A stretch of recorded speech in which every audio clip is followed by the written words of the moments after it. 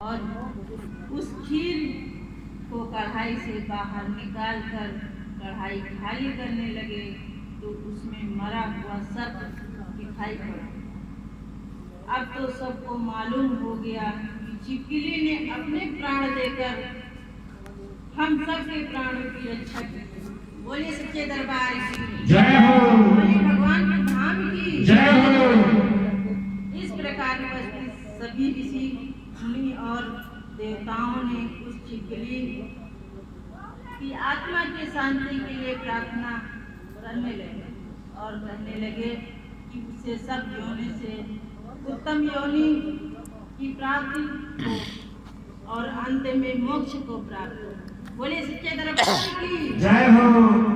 बोलिए शेरा वाली मैया की जय हो। बोलिए तारा रानी की जय हो। अरे कुछ नहीं बोल सकते, कम से कम जयकारा ही लगा दो। अगले जन्म में छिपकली हो तैयारी कर रहे हैं। बोलो कहते हैं जितना बनाओगे। जयकारा लगा दी।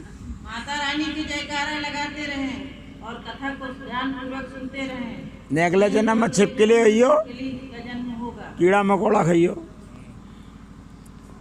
तीसरे जन्म में वो छिपकली राजा सरप्रस के घर कन्या बनी।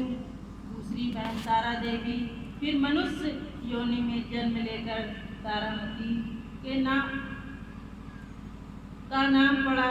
अयोध्या के प्रतापी राजा हरिश्चंद्र के साथ तारामती का विवाह हुआ। बोले सच्चे दरबार की जय हो।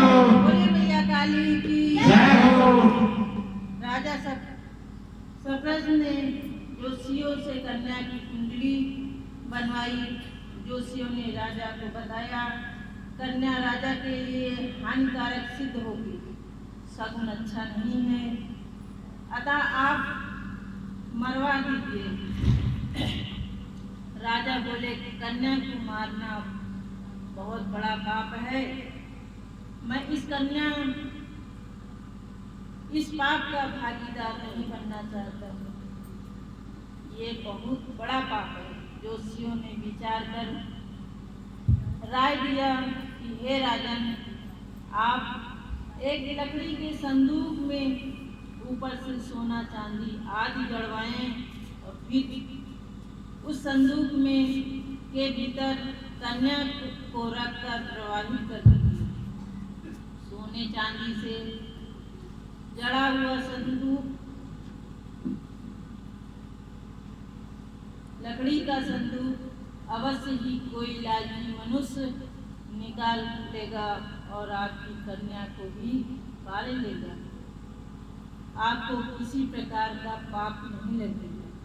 बोले सच्चे दरबार की जय